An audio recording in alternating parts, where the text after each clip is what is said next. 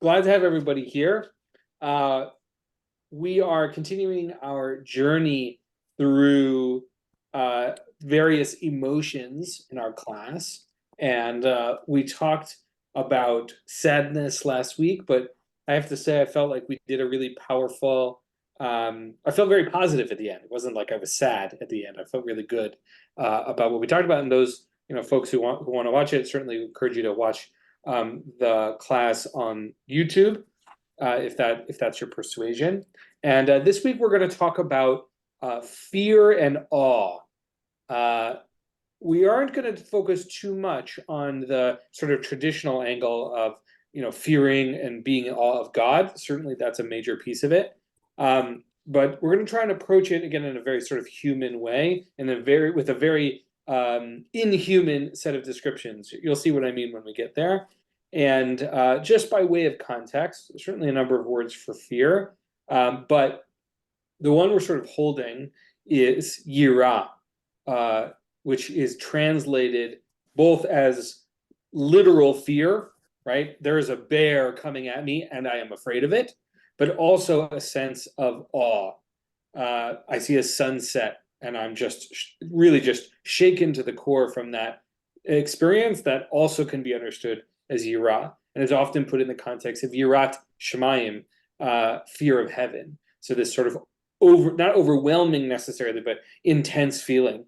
And so I share that not to angle anybody as we explore the text, and that you should feel a particular way, but certainly as traditional ways that this word appears.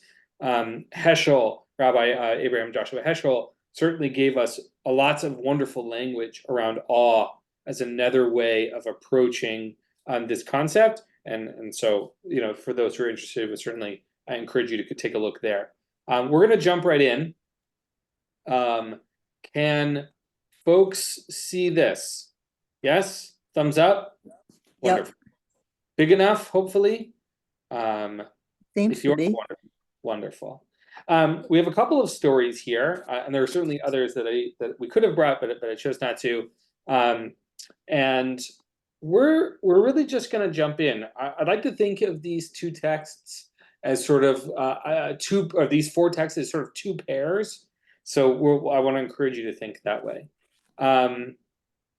Let's just jump in. Let's do that. Can I get a volunteer to start us off with our text from Masechet Yoma? Thank you, Jackie. Yoma 4b2. Rabbi Matya ben Harash says the verse calling Moses into the cloud comes only to intimidate Moses, to instill in him a sense of awe of the Creator, so that the Torah would be delivered with reverence, with quaking, and with trembling. Right, let me pause you there. Great, let me pause. I'm going to come back. So let's set the scene for a moment here. What are we describing here? We're describing the moment right before the giving of the Torah to Moses on Mount Sinai. Right, so we have this moment. Moses has climbed this mountain. There's all sorts of mishigas happening, all craziness happening at the bottom of the mountain, and Moses is called to sort of step into a cloud, is what we're being told here by Rabbi Steinsaltz's commentary. And the question is why? Right, Torah could be given in all sorts of ways. The question that's being answered, if not asked, is why is Moses being invited into this circumstance? And so far, what the Gemara is telling us is for a purpose. That purpose is that Torah will be received with a particular frame. Now, I want to be really clear that the language here is ema, which is not yirah. So that's a different kind of fear. And so even though I said yirah, this fear and awe is a part of the language we use, here that's not the language that's used. That's not bad. It's part of the equation, but I just want to make sure that we're clear. Tybal and then Ron, and then we'll go back to Jackie to finish the reading. I can't look it up right now, but are we in the Parsha Kisisa right before the attributes? Is that the Moshe going to the cloud? Is that where we are? I don't remember off the top of my head. But I think that the important part whether or not it's a close reading of the text, because what they're about to do is quote the book of Psalms rather than quote a piece of Torah text, is they're really telling us about the emotional state in the moment rather than a like reading of a particular verse. That isn't to say that the verse doesn't exist, it's not referenced here, but certainly what we should understand is the emotional moment, the heaviness of that moment, right? Often the description is that there was this synesthesia moment of seeing thunder and hearing lightning and stuff. So like we can sort of pull all those pieces together for this description, even if he's not assigning, even if Rabbi Mateh ben Harash is not assigning it to a verse. Although I bet you with some homework we probably find which verse is being referenced. Yeah, Ron. Right. I'm not thinking about the revelation, but I'm thinking the rejoicing in the ability to do a mitzvah and trembling that you may not do it properly. That the trembling here is about concern about doing Torah correctly. Yeah, well, any mitzvah. Cool. All right. I want you to hold on to it because I think that's going to be important later. I don't think that's what's happening here, but I do think that's a super important idea for our conversation, which is if we understand the mitzvah as a commandment and that there is a commanding that's happening, then perhaps there are likely understood that there are parameters, and we want to do those. We want to be within those parameters. So let's hold that thought, Ron, because we're going to come back to it. All right, Jackie, keep going. So we have this moment. Torah is going to be delivered with reverence, with quaking, with trembling. And how do we know this? We have a verse, as it is stated. Serve the Lord with awe and rejoice with trembling. Well, one of the things that I feel that all of this serves to do is not to treat what they're observing or experiencing as something ordinary or everyday. This is something beyond anything they've experienced before. Absolutely. Certainly we're getting something that is a one-of-a-kind kind of moment, certainly. And here we can say that the word in the Psalms is yirah, this word, fear or awe word. Keep going, Jackie. Apropos. Psalms, apropos the end of the verse, the Gemara asks, what is the meaning of and rejoice with trembling? Joy and trembling seem contradictory.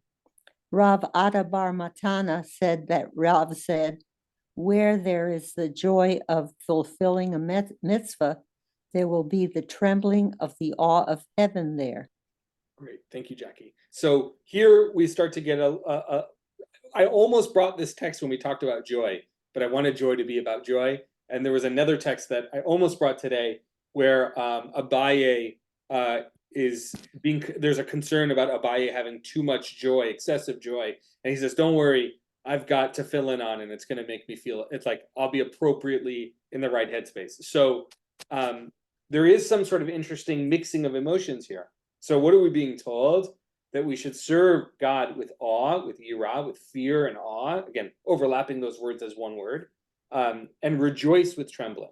Right? So sort of, you don't imagine, if I'm rejoicing, why should I be afraid? Why should I have this trembling? What does that mean? The Gemara tells us, there's joy in the idea of fulfilling a mitzvah. And then as Ron was leading us towards, there's trembling around what does that mean?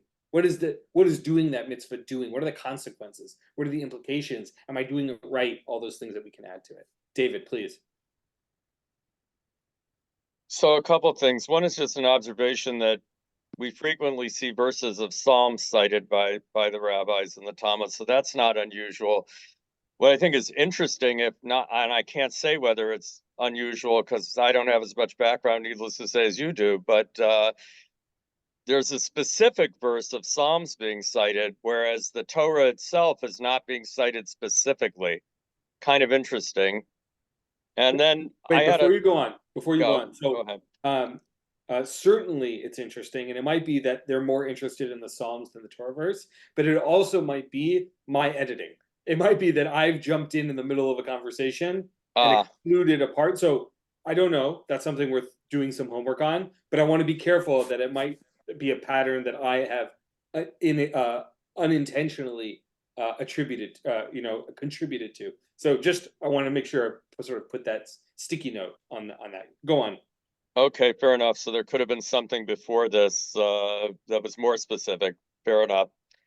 The other thing I just thought I'd bring in is I mean, they already tell you what kind of trembling this is.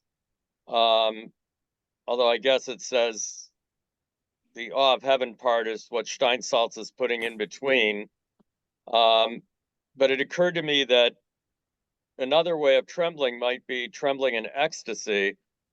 So that's not per se fear. That could be, wow, I'm doing this. I'm in the moment. I'm so excited. I'm trembling. That doesn't seem to be what this is. But if this really is interpretive, because Yirat Shamayim isn't here, at least it's a possibility, maybe. Yeah, it makes me think of roller coasters. Roller coasters are designed to be both joyous and fear-giving. And many people, when they stand up after being on a roller coaster, are like shaky, right? So just to like sort of validate that a particular way of looking at it, not sure that that's what the Gemara means. I think the Gemara means something more fearful than that. But like certainly having an intense experience is going to leave someone trembling, either positively or negatively. And Maddie just put in the chat that it seems to relate to Heschel's radical amazement. If she wants to say more about that, that'd be interesting, but maybe that's a way of bridging the two. Maddie, do you want to add anything? I'm trying to remember. I was just looking into that. It's something that he talks about, that this just brings in both emotions, that it's not a bad thing to experience. It's like this awe. It's Yirat Hashem is what he's elaborating on. But you could find it in a lot of his teachings. You look up Heschel radical amazement, some of his quotes will come up. I'm not sure if that's exactly what, as you said, Rabbi, it's what I think of. Yeah, I mean, certainly it's not obvious, right? If the Gemara is asking, it means it's not obvious. Like trembling could mean, and David, as you pointed out, fulfilling a mitzvah and the awe of heaven here is Rabbi Steinsaltz giving us that context. So like we could read this in a lot of different ways. I think Ron certainly guided us towards this one, the way that the text is being written here, but it's not clear. But Makom Gila, in the place of joy, Sham Tehei Ra'ada, there is this trembling. So it definitely can be understood in a lot of ways. Here we're in the context of this very intense, I think descriptively, a very scary moment where the divine is like with a mountain and thunder and lightning. It's scary. It's the kind of like, I'm the dog who's under the bed because this is a scary thing that's happening. Even, it's something I don't understand. So there's definitely a couple of layers here. Yeah, Tybal. I think it's, and again, I'm sorry, I'm not anywhere right now where I can physically look it up, but I think it's Psalm 29 that has a fair amount of trembling. The Psalm, if I have the right number, 11 verses, 18 mentions of the Tetragrammaton, which is the most concentrated mentions of that name. And I thought the interpretation of some of the trembling was not just the mountains, it's trembling is what you're supposed to do when you pray the right way.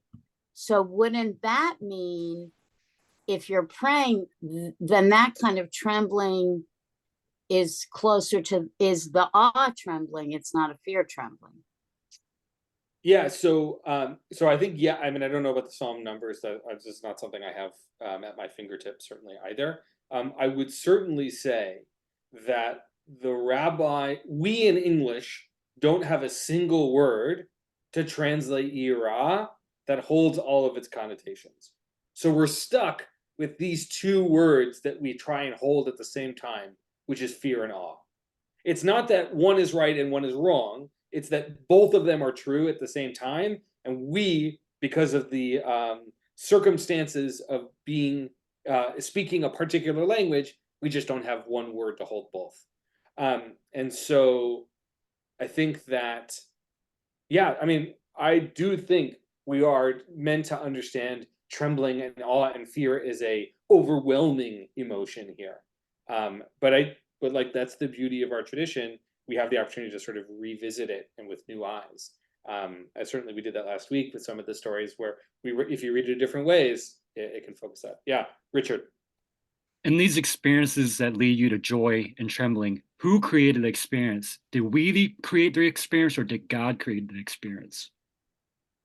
Yeah, I mean, there's a couple ways we could look at that. One is the scenario in which we humans have found ourselves. So in the description of the Torah, both God and humans have found themselves at this mountain through God's leadership and Moses's leadership, and God has created this overwhelming experience that humans are experiencing, that humans are encountering. At the same time, again, the rabbis are not scientists in the way that I'm about to say. You know, they're not neurologists, but so much of our own human experience is just in our brain and is not really related to anyone else. So I don't think I think there's lots of ways we could look at it, Richard. I don't think it's an either or. I think we could attribute it lots of different ways, and probably different ways at different times, even if it's the same scenario we're describing. One of the examples I often give, I taught a class recently about Kabbalah, which is not necessarily my field of expertise. And I shared this story of my first Hanukkah in rabbinical school, where I had this deeply powerful spiritual moment. And every time I've revisited that memory, I have a different experience of it. So is that me or God in that moment?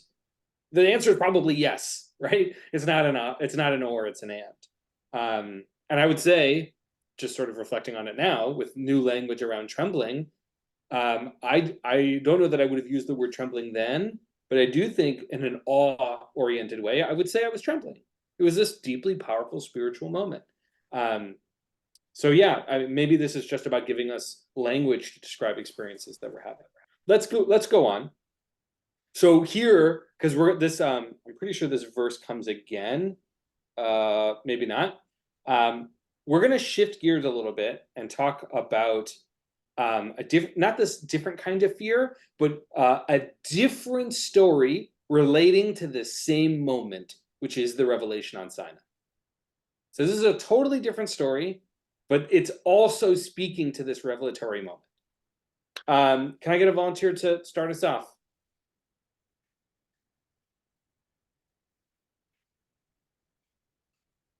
Anybody want to? I'll read it. Please, David. So Chizkiah said, "What is the meaning of that which is written? You caused sentence to be heard from heaven. The earth feared and was silent. If it was afraid, why was it silent? And if it was silent, why was it afraid?" All right, pause, David.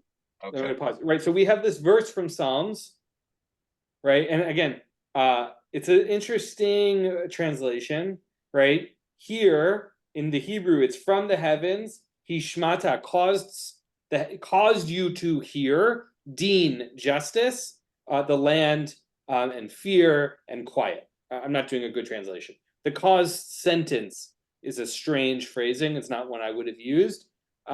Here, sentence is probably like a judgment, like a judge sentences you. That's the kind of sentence we're talking about. But here, just be really specific. We have heaven who's doing the listening, right? Because the voice is speaking to heaven. From heaven, you were caused to hear, and the land had fear. So again, I want to be really clear. This is poetry. And so we're using this as metaphor.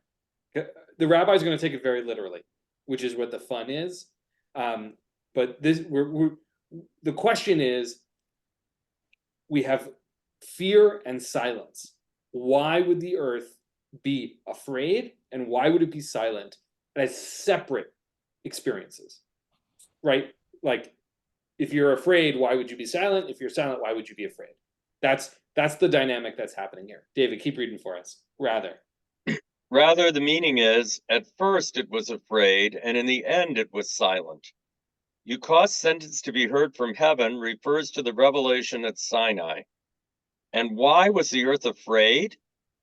It is in accordance with the statement of Reish Lachish, as Reish Lachish said, "What is the meaning of that which is written, and there was evening and there was morning the sixth day?"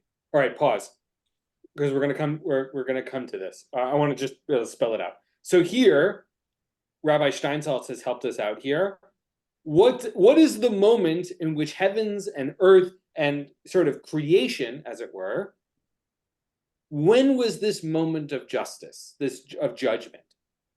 Rabbi Steinsaltz is pointing us back to that same thunder and lightning, trembling and fear and joy moment, which is the giving of Torah at Sinai. Now, we're going to hold that as one unit of things we're holding in our head, of something thinking. So what does that mean? We have this sort of order of operations here. We have fear, we have silence, and we have this moment. Then we have this verse from creation, the story of creation, which is the sixth day, right? So this is the day in which humans have been created. Shabbat is about to happen, right? We're at the end. The way the days work is the creating happens, and then God says there was evening and there was morning the sixth day. It's the reason why when it says evening and morning is why Jewish days start at night, right? Because it's evening comes first. Very literal of the rabbis. But I want to just point out the verse here. If you're looking in the Hebrew with me, Vayehi erev, and it was evening. Vayehi boker, and it was morning. Yom ha-shi-shi. So you might read this. Yom is day, and shi-shi is sixth. The question is, why is this sixth made? Now I can't remember the grammar word. Made. Oh my goodness, what's it called? Definite. Thank you, Maddie. The definite article, right? Why is it the sixth day and not sixth day? It says it in other places like that. So the question is, this definite article is going to be the question that we're going to ask. So I wanted to point it out to you before David read it so that we would know exactly what we're doing. So why was the earth afraid? We got this teaching from Reish Lakish. Start from here, David. What is the meaning of that which is written, and there was evening and there was morning, the sixth day? Why do I require the superfluous letter hey, the definite article which does not appear in any of the other days? It teaches that the Holy One, blessed be God, established a condition with the act of creation and said to them. Pause. This is not in the Torah. This is rabbinic imagining. Perhaps you want to use the word theology. This might be creativity. This might be metaphor. Let's be really clear. The rabbis are adding this. This is not something that's in the Torah. Okay, so God establishes a condition with the act of creation. And said to them, if Israel accepts the Torah on the sixth day of Sivan, you will exist. And if they do not accept it, I will return you to the primordial state of chaos and disorder. Therefore, the earth was afraid until the Torah was given to Israel, lest it be returned to a state of chaos. Once the Jewish people accepted the Torah, the earth was calmed. And that, I guess, means the quiet. Yeah. So what do we have here? We have this this description of earth being afraid and being silent. And we have this extra hey, like a total arguably not random, but potentially random letter that shows up in the Torah. And the rabbis have jumped on this one letter as an invitation to give us some Torah. And what is the Torah that they're giving us? That creation and Torah are deeply intrinsically linked, that the relationship that we have with Torah has a relationship to creation. Now, before I open it up, we have a whole conversation about this. I want to be really clear. There is embedded in this that conversation about chosenness that happens here, right? Where God chose the Jewish people or the Israelites, right? You can believe what you wish. I'll speak for myself only, which is, I think chosenness is a deeply complicated subject, one that deserves probably a series of 6 classes all on its own. I am generally uncomfortable with it. But the rabbis and the Israelites and Israel, certainly in the time of the Gemara, are a persecuted minority. The idea that a persecuted minority might give itself something to be proud of, to make themselves feel important, has value. And that, in part, informs us. Now, you could have a whole theological conversation that truly deeply that Israelites keeping the people of Israel, the Jewish people keeping Torah truly keeps creation standing, certainly is within your rights to believe that. But I think historically, we might be having it might be a more different conversation. We can hold both truths simultaneously. We can hold the metaphor, even if it's not historically true or even not theologically true. We can hold the metaphor and unpack what the rabbis are thinking totally on its own. Again, believe what you wish, but just sort of throwing that out there as my 2 cents. What do people think of this story? Well, it presupposes the existence of the Torah before the earth was done. You absolutely. In fact, the Gemara elsewhere describes all the things that were created as part of creation that don't get named, like the ram that that Abraham sacrificed instead of Isaac shows up as created on the 6th day, right before Shabbat. All sorts of things like that. But absolutely here, right, that Torah pre-exists creation as part of this. Absolutely shows up. David and then Ron. So, first off, this is a story that one has heard before, maybe without this particular sugya being cited directly, and that may either be because it occurs in more than one place, or maybe because for whatever reason, when we've learned this before, especially if we were much younger, citing the exact source wasn't something that was being done. But I guess what I'm saying is, it's a sort of a really powerful story. That if you get it when you're young, kind of communicates the idea that accepting the Torah isn't just a big deal for us. It's a big deal, period, or a big deal for the whole earth. And in a sense, earth is standing in here for all of creation, because the chaos and disorder would be, I suppose, tohu vavohu, which is talking about, in a sense, the whole universe, not just particularly the earth.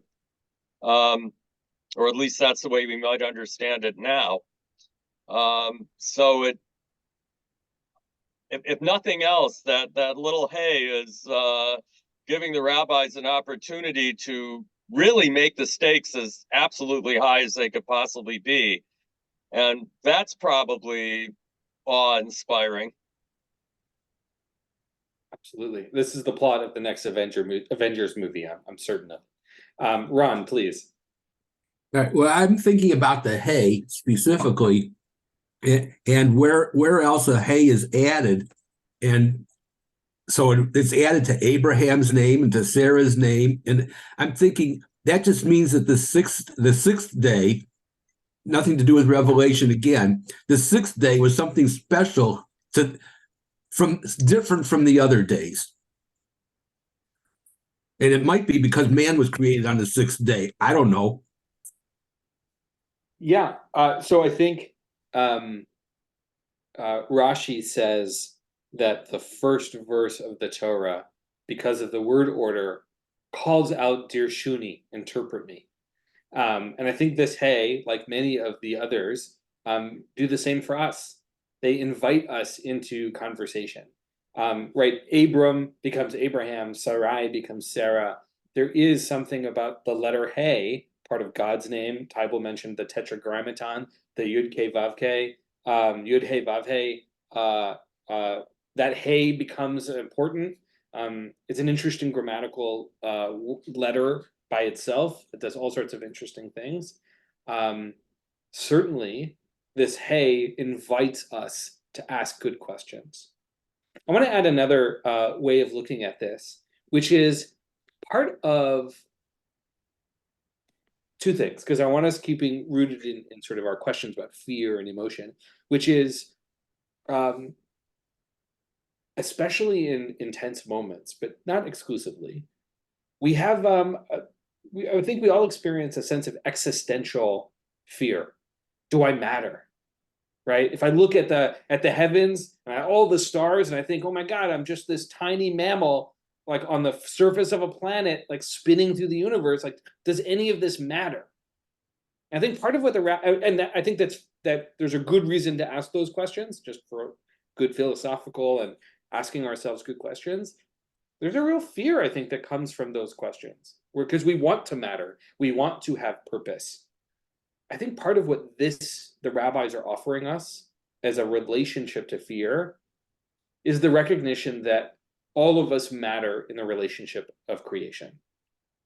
Creation is dependent on all of us. Here, again, the rabbis are focused on their own selves and about Torah, that's their thing. Okay, that makes sense. They're assigning it to Torah. But certainly, the relationship to the creation of human beings, like creation and human beings, and even if you want to look at ourselves as co-creators, we are a part of the equation. Like we matter in it, and it's okay to feel afraid, but to remember that we matter as a balance to that fear. I think that, to me, even though they're being very specific of saying, no, like Israel has a responsibility, that responsibility is to accept Torah, that acceptance is what makes earth and creation stable. Like it shows up in other places. This is not a new concept in the Talmud, but it is certainly a reminder of that humans are important. And Masechet Sanhedrin is the relatively classic text. It shows up in the Machzor that each person is imprinted, like it uses the metaphor of stamps, coin stamping, right? That the difference between the way God creates and the way humans create is that humans create, when they use a stamp, everybody's the same. All the coins are the same. But then when God creates, everyone's the same, but also unique. Right? That creation and our relationship to God and relationship to this giant thing that's happening is both our importance, but also our uniqueness. And I think when we are afraid, I think it's when those feelings are challenged. That's something just sort of reflecting on what I heard all of you say and just thinking about the text as well. Any other last thoughts on this before we move to the second half of our learning? Yeah, Janice. Sorry, I just wanted to ask the question, looking at Yom HaShishi, isn't it in Jewish grammar, the noun and the adjective would be in agreement, so it would be Hayom HaShishi, and I just wondered if there's any significance to the absence of the Hay in the Yom word. So generally speaking, as my understanding of Hebrew grammar, when you have two words like this that are sort of describing each other and they're nouns, it's called a smichut. It's like two words being smashed together. So like Yirat Shamayim is the same grammatical construction. Generally speaking, if you have a smichut, I think it's understood to be definite. I'm not sure. I don't think you would say Hayom Shishi. That doesn't sound right to my ear, but I don't have a good reason. I can't remember. Like, there's a good grammatical answer that I'm just not remembering. But like, you would say Yom Hadin when we talk about Yom Kippur, the day of judgment, Yom HaKippur. So my inclination is to say that the Hey is in the right place. It's just missing from the other. The first day, it doesn't say Yom Rishon in the Torah. It says Yom Echad, like day one, because there are no other days in which it can be first of. But so like the other 4 days, I guess, of the math don't have that Hey. I think that's what they're highlighting. But I think the grammatical construction is correct. I think that it sounds right to my ear, but I don't think I can give you I could give you a grammatical answer later, but I don't think I could give you a better one now. Is that good, Janice? No, that's fine. I'll ask my Hebrew teacher next week. Yeah, report back. I want to hear the answer. But my understanding is in the smichut, the second word is made definite for the whole pattern to be. I think that's true. I didn't recognize that as a smichut, but I think that could be right. I will find out. Yeah, I look forward to the answer. Awesome, thank you, Janice. Grammar is important. There's lots of Torah to be learned from grammar, as our proof is here. Okay, we have 2 more texts here. One of them is, I think, an interesting theological question. And the last one I added because I think it's funny. I'm not going to show it to you until we get to it, but I think it's very silly and it made me laugh, and I thought it was worth adding, especially with a very intense topic like fear. So let's look at this story here. So it's a little longer, so the last one is short. This is from Masechet Brachot. We've learned from other tractates as well. But here we're learning Masechet Brachot again. Can I get a volunteer to read this story about Hillel, Rabbi Hillel?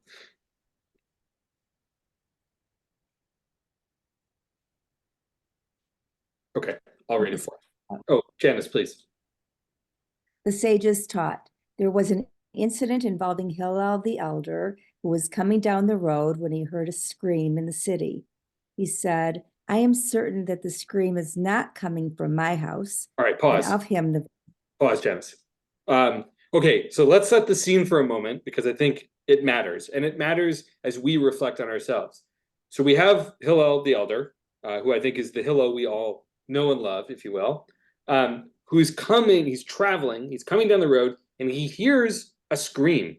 First of all, terrifying, right? Like normal, not awe, just terrifying, right?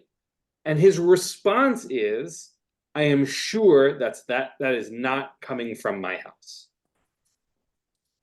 There's a whole interesting conversation. I don't know if it's here in this particular section of Brachot, but it definitely is in Brachot around prayer. It's not here, but it could be elsewhere, about prayers that are a waste. The rabbis don't want to use God's name in vain. So like blessings and prayers that are wasteful, in a sense, you're using God's name in vain. So an example, a classic example, not from the Talmud, but from teaching it, is like if you've taken a test and you say, I pray that I get an A, it's like that's not a prayer that is like God's not going to fix the grading. Like that doesn't do anything, right? That's a wasted blessing in that sense. This similar scenario shows up in that conversation as well. So here we have this moment. He hears a scream and he says, I am certain. Move tach ani she'en ze betoch beiti. It is not, I am certain it is not my house. And then the Gemara is going to describe him using a verse. Janice, please continue. And of him, the verse says, he shall not be afraid of evil tidings. His heart is steadfast, trusting in the Lord. Rava said, any way that you interpret this verse, its meaning is clear. Pause. It can be interpreted. Wait, before you go on. Here the meaning is clear part is Rabbi Steinsaltz. But I think anytime the rabbis say this is clear, it usually means it's not. Right? They always say that, and it's like never clear. Usually, I think what that means is they're telling us so that we will be clear, not that it was already clear. I keep going. So Rava interprets this verse. Its meaning is clear. It can be interpreted from beginning to end, or it can be interpreted from end to beginning. The Gemara explains. It can be interpreted from beginning to end. Why is that? He shall not be afraid of evil tidings, because his heart is steadfast, trusting in the Lord. All right, pause. The Gemara. Pause. So here we've got the story of Hillel, the elder, and we've described him with this verse. He shall not be afraid of evil tidings. His heart is steadfast, trusting in the Lord. Okay, so now what we're doing is if we're doing like concept math here, if you want, we're like making the transitive property here. So now we can replace Hillel with not afraid of evil tidings and heart is steadfast. And that's our order. So we can read it in either way. So how does the first way we read it? If it can be read from beginning to end, which is how come he's not afraid of evil? It's because his heart is steadfast. Now the Gemara is going to read it the other way. Janice, go for it. The Gemara continues, and it can be interpreted from end to beginning. One whose heart is steadfast, trusting in the Lord, is a person who shall not be afraid of evil tidings. Great. Let's pause there because the second part is its own story. What do people think about this? I think it's got a lot of pieces to it. What do people think?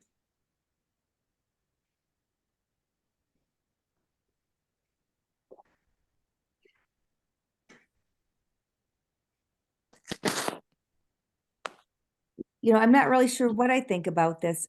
I initially, I felt that someone was being that Hillel was being a little pompous to think, okay, something bad is happening, but God wouldn't do it to me. Now, as we're moving along, I'm seeing it a little differently, that even if there's an evil coming toward me, I will be okay because God will help me through it. Yeah. And I think the story does sort of lead us at the beginning to imagine Hillel as being glib in some sense, as being light in a moment where something bad is happening. Absolutely. But the Gemara definitely sort of shifts our thinking on it as we go. Yeah, David.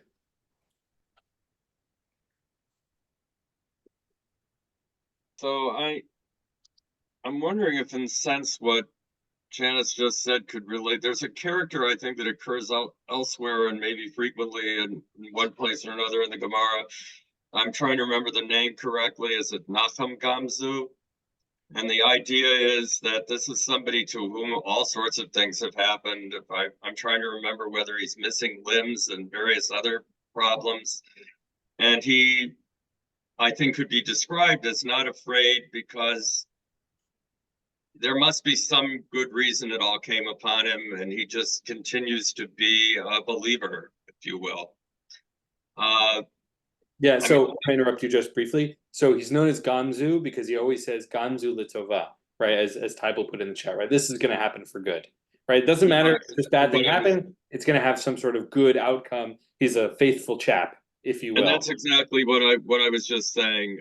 So maybe that's kind of what's implied here. I think that's hard, or at least hard for most of us, because nobody wants misfortune, and we always start out in the morning saying, in part of the early brachot, no test, don't bring us not to trial or to disgrace. It doesn't mean that there might not be some trial along the way anyway, but we don't go looking for them. And I think most people would rather not have them. So when they say that, they mean it. And yet, on the other hand, a story like that can help you feel like maybe there are ways of being steadfast, and maybe that kind of faith or something maybe approximating it can be a way of helping, a way of coping, a way of moving forward. So maybe that's what this is getting at, that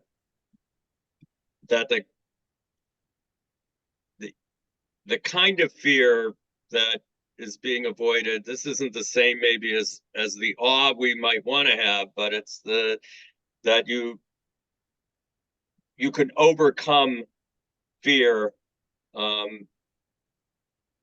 at least try to, through faith. Yeah, I think speaking only for myself again, I have a real challenge with a theology of sort of pure and blind faith, where like everything's good's going to happen, or like everything bad that happens is happening for a reason. I have a real challenge with that. Doesn't work for me. And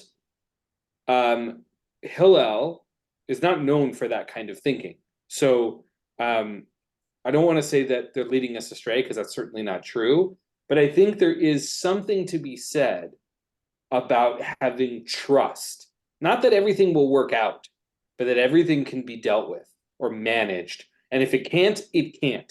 Right? What is it, the classic thing? Don't worry about the things you can't change, because if you can change them, then you don't have to worry. And if you can't change them, there's nothing you can do. I think on some level, that's part of what we're hearing here, is that it's not that bad things aren't happening. It's that we can find some form of inner strength to deal with them in those moments. Not that they're not happening. And if I may poorly paraphrase the Rambam here, Maimonides describes 3 reasons why something bad happens. And I'm going to, again, poorly paraphrase here. One is you did something that caused something bad to happen, right? I didn't study for my test, therefore I didn't do well. Someone else did something that caused that bad outcome. My neighbor is mowing his lawn at 7 a.m. every single morning, and I couldn't like I'm exhausted as a result, that bad thing has happened, choosing sort of innocuous things on purpose, right? This bad thing happened, somebody else did it, and it caused me, problems as a result of it. And the third reason is that shit happens, like stuff happens. Like the world is sort of a random place sometimes, and it's not because it's anybody's fault. It just happens. And here I think is also being clear, or not being clear, but I think here the rabbis are being cognizant of not saying everything happens for good. Gamzu Latova, that guy, the character, certainly believes that. So it's not like it's a theology that's bad, it has its own complications. Here, we are being encouraged that when scary or challenging things are happening, there's a faithfulness that can be a form of strength for us. And it goes both ways. Is that that we don't have to be afraid because we have the faith. And if we have that faith, then dealing with those bad things will feel different. And that fear won't necessarily hit the same way. And I think part of it is that dynamic nature of it is the part I think that's being highlighted here. Again, I just so careful. I think it's important to be careful when we say, bad things happen, or we say, I'm experiencing, seeing things that are painful and harmful and scary and dangerous, and being glib or intentionally ignoring it is not a good thing. It's not a thing rabbis would certainly encourage or is safe. I think we've explored a text like that, maybe not in the series, maybe in the earlier series. I think though that one of the issues also is one has to struggle, if you will, with one's own personality traits as far as things like this go. For example, my father would say, no reason to worry about things about which you have no control. Worry about it, try to do something about something you can do something about. And my grandmother, on the other hand, on my mother's side, would say, if you've got nothing to worry about, you've got something to worry about. So. Yeah, my mom likes to call herself a professional worrier. So I come from a long line of them, so on my mother's side. So I think what's really important here, again, if we look really closely at the language of the Gemara here, is not that the Talmud is telling us that we should all be like this, because that's not what's happening. What's actually happening, there is one guy, Hillel the Elder, who is being described as perhaps as a role model, but certainly as an example of something that exists, which is, this is a person who walks through the world in trust. And that trust gives him a salve to deal with fear. The world is a scary place. Certainly the ancient world is a scary place. There are bandits and empires and disease and all sorts of things that we gratefully don't have to deal with so much. There are not a lot of, bandits between me and the refrigerator here. Like I can get food with tremendous ease. And so, I think they're certainly inviting us to use Hillel the Elder, not as a model, like we should copy him, but certainly as an exemplar of something that does exist and something we can hold on to as an example. The story takes a different turn at the end. It sort of shifts gears. I think there are really two stories that are in relationship to each other, but it speaks to some of the ideas we've talked about in the whole. It says this, the Gemara relates, this student was once walking after Yishmael, the son of Rabbi Yossi, in the market of Zion. So we have these students and teachers walking through the marketplace. Rabbi Yishmael saw that the student was afraid. And here again, we're using lots of Hebrew words for fear here. We use yira, we use ema, and here the one that's being used is pachad. Mifached, in this case, because it's in Aramaic, so it's a slightly different phrasing. But pachad is our word here. And Rabbi Yishmael sees that he's afraid, and he says to him, you are a sinner. That's rough language to start with. As it is written, the transgressors in Zion are afraid, trembling has seized the ungodly. So we have this verse from Isaiah. This is a rough thing to hear from your teacher. God willing, you will never hear your teacher turn to you and say this is not good pastoral care. And he has this verse. We have this verse that says, who's afraid in Zion, where they are in the land of Israel? People who are transgressing the laws. People that if you are in fear, it's because you've done something wrong. And if he's afraid, it's because he's done something wrong, right? It's like, to add a more sort of modern parallel, right? It's like the cop and FBI and TV shows, right? And they'll say, like, if you got nothing to hide, you got nothing to worry about, right? You don't have to be afraid, you got nothing to hide. So I think it's sort of that kind of vibe here. So what happens? What does the student say to his teacher who says you're a sinner? Again, rough thing to hear. And as is it not written, he has a verse of his own. Happy is the man that fears always. What an awesome response to your teacher, right? No, I'm not ungodly. I'm faithful. In fact, my fear is faithful. All right? I love it. Rabbi Yishmael, the teacher, says to his student, that verse is written with regard to matters of Torah, that one should be afraid lest they forget them. For everything else, one must trust God. That's why this story is here. So first of all, there's Rabbi Steinsaltz here. But what does Rabbi Yishmael say? That our relationship of fear, in this case, again, using the word pachad, which means sort of more normal, regular kind of afraid, not necessarily awe. What is it that a person should be happy that they're afraid about? Around being Torah. And I think this goes back to what Ron said at the very beginning, about 45 minutes ago. We want to do the mitzvahs right. We want to study Torah and understand it well. And we should be afraid. We should be careful with our words and our understanding, lest we lead ourselves or others astray. That's the kind of fear that Rabbi Yishmael is referencing. Now, I'm not going to suggest that Rabbi Yishmael or his student are right or wrong. I think there's an important sense of truth here. There are other verses that have this answer. But it certainly means that fear, this question about fear, is certainly nuanced. Rabbi Steinsaltz helps us, his view of this is putting it in the context of Hillel the Elder, which is, if you're afraid, if you're afraid because you want to do the right thing. You're afraid because you don't want to be transgressing. And if you don't have any, otherwise, you should have faith in God and don't worry about it. Again, theology, do with it what you wish. I want to read, we only have a few minutes left. I want to end on time. So, because I think we've talked about some of these ideas. I think this is a really interesting story. I want to read the silly story at the end. I want to end us on a roughly positive note when we're talking about fear. Again, forgive me, it's very silly, but the Gemara is a fun place, and it's good for us to know the fun stuff too. So the Gemara relates, and won't make anybody read it.